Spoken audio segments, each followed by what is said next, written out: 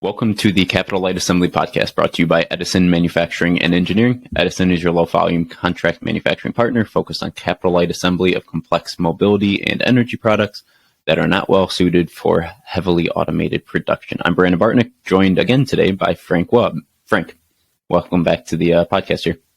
Thanks for having me, Brandon. Glad to be here. Yeah, last time, first episode of the podcast, you joined to talk about quality for the type of work that we were doing in capital light assembly. Now, I think that the next pillar of this production is delivery, right? So how in this low volume world do you actually deliver reliably to a set schedule and to the expectations that have been set by whomever? So the first maybe foundational question is, who's responsible for delivery and the ability to provide a product when it has been requested and is needed? That's a really easy question, and that is the contract manufacturer is. We are, right? Doesn't matter if the item that causes the delay is a design issue or something outside of Edison's direct realm of control or something within our realm of control. I kind of view us as we are the shepherd of getting from design release through bringing it into low volume production. So it's kind of up to us to see what's coming and see the landscape of the program and be able to help advise our partners on what needs to happen and when, and make sure we're holding ourselves and each other accountable as we get to the actual delivery of the product. So we are, to answer your question quickly. So it's less of, in a situation like this, in which a customer or someone is working with an external partner for manufacturing, the manufacturer, in this case Edison, like, it can't be a passive role that we're playing waiting to get the inputs to meet our schedule, but it must be a more active role. Is that? Absolutely.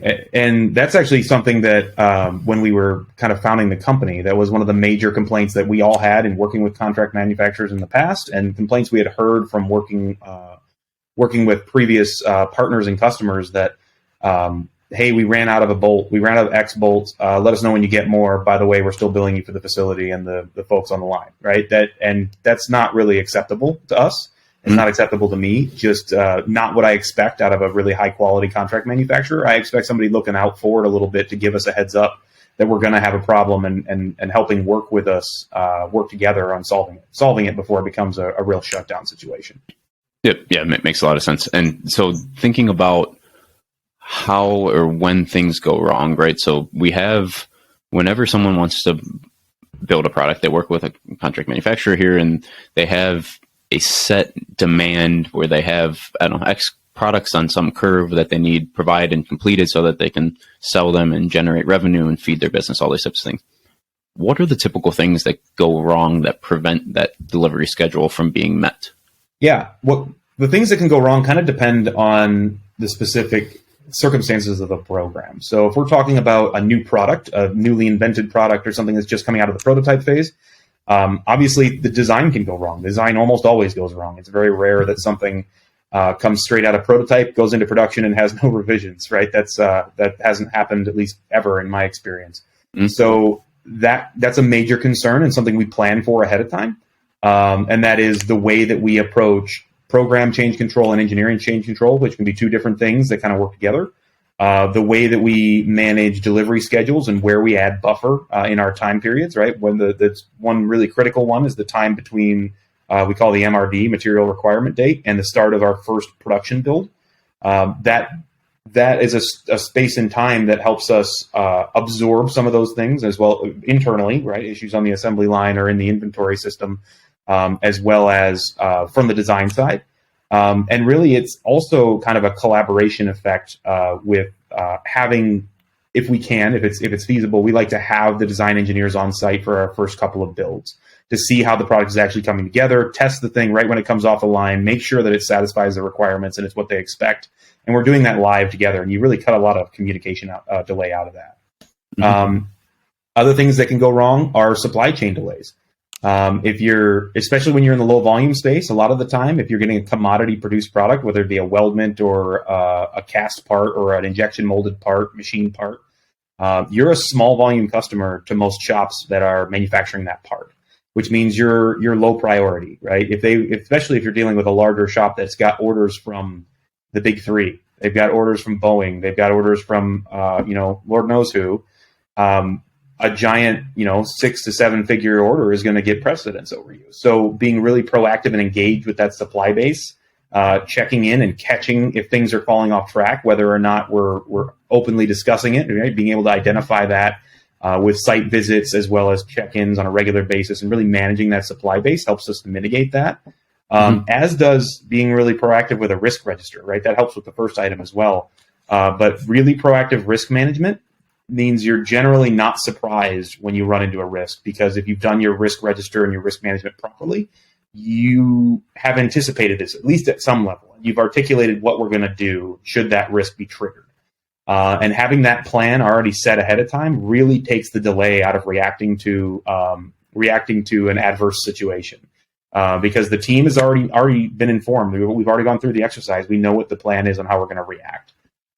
So those are two major things: design risk and supply chain risk, that can really hamper us. Right, they're things that tend to be outside of the contract manufacturer's control. And what we try to do is put quite a lot of effort into being forward with those types of scenarios, and really understanding the maturity of the design and how much we need to plan for in terms of risk and design churn.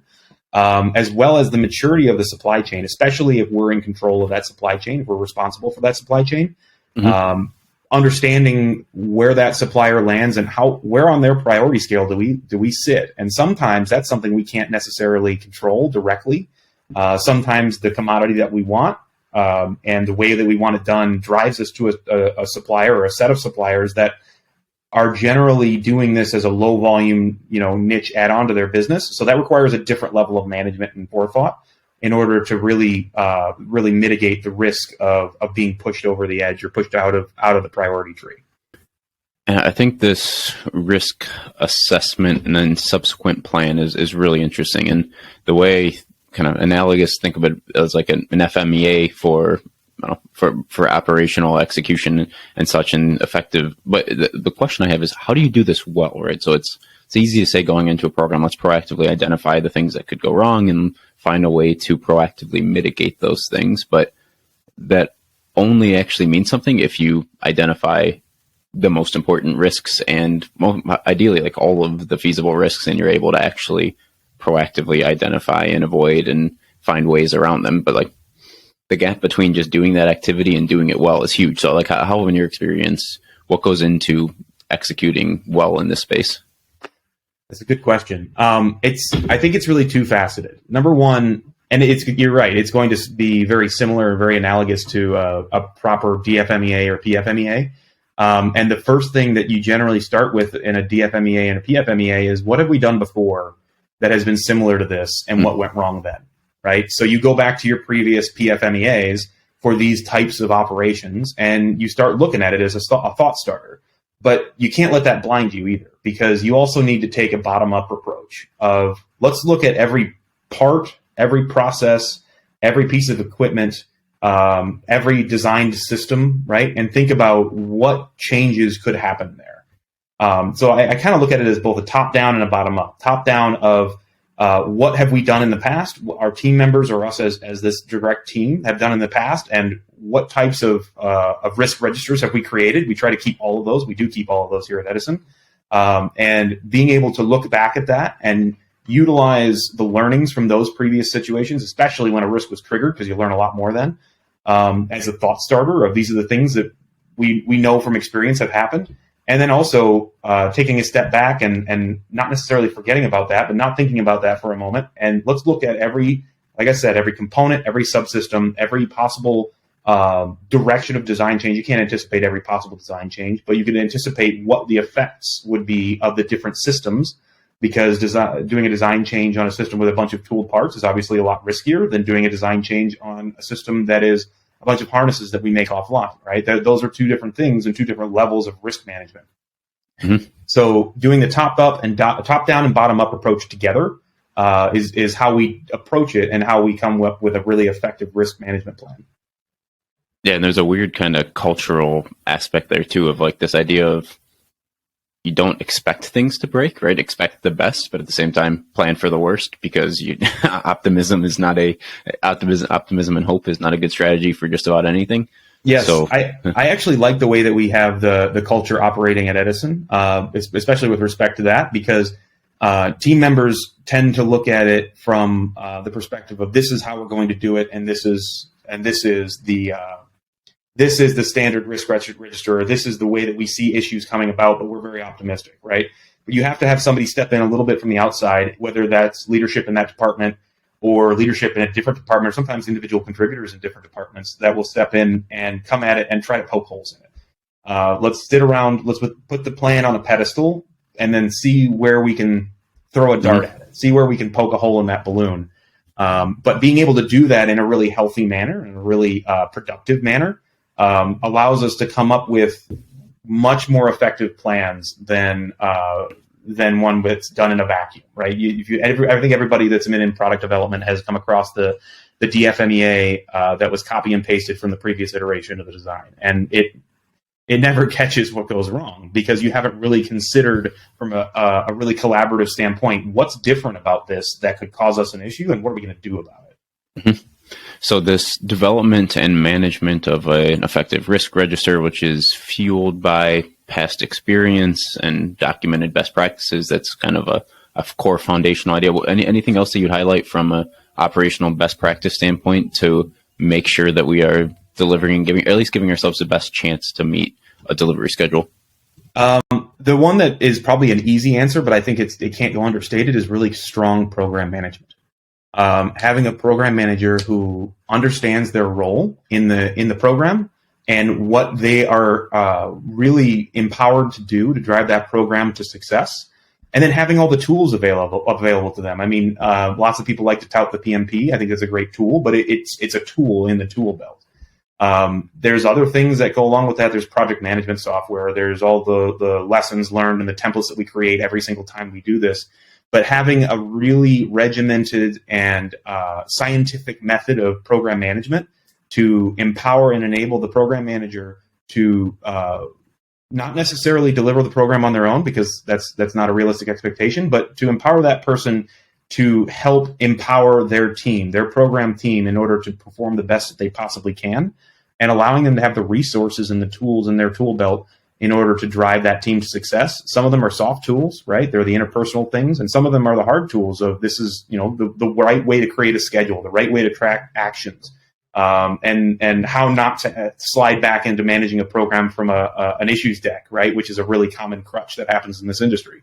There's a lot of value to be had out of just driving the program to completion using the right high-level program management tactics.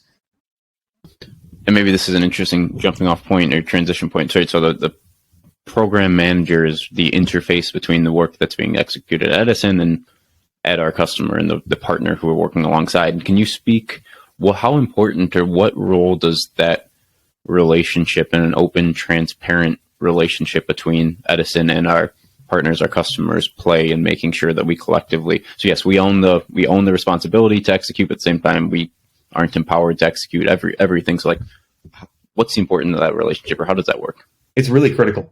It's very critical because the program manager is kind of where the buck stops when it comes to the Edison program team's performance, right? This individual is the one with the most oversight or visibility to all of the different functional activities happening all at once. And so they are most empowered to see issues before they happen. Being able to match that level of that zooming out a bit on the Edison program with the ability to build and maintain a strong professional relationship with the customer advocate, they then become the voice of the customer to the team. And that's really important because not only are they the voice of what the company, what Edison wants to do and accomplish, we're going to do to accomplish X goal in Y time, but they're also the voice of, look, I have a relationship with the customer and I understand what they want. I need to be able to articulate that down to the team members on the actual functional team that are helping do the actual work. So that level of interface and people management is really kind of what makes that interface work. So the ability to understand what the customer needs and wants, whether they're able to articulate it themselves or not, is really what makes a difference between a good program manager and a great program.